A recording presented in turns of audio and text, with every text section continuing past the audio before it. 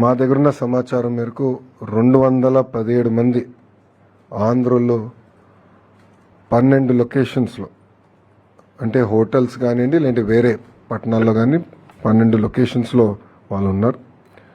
దీంట్లో సుమారుగా 173 మంది కఠ్మండూలో, 22 మంది హెటౌడాలో, 10 మంది పోఖ్రాలో, 12 మంది సిమికోట్లో ఉన్నవారు.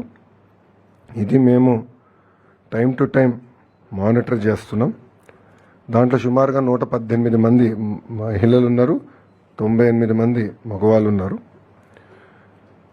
అటు ఏపీ భవన్ కానివ్వండి, ఇక్కడ ఆంధ్ర రాష్ట్రంలో ఉన్న కమాండ్ సెంటర్ కానివ్వండి, మేము టైం టు టైం అటు ఎంబసీతో అదేవిధంగా ఇతర అధికారులతో మాట్లాడటం జరిగింది.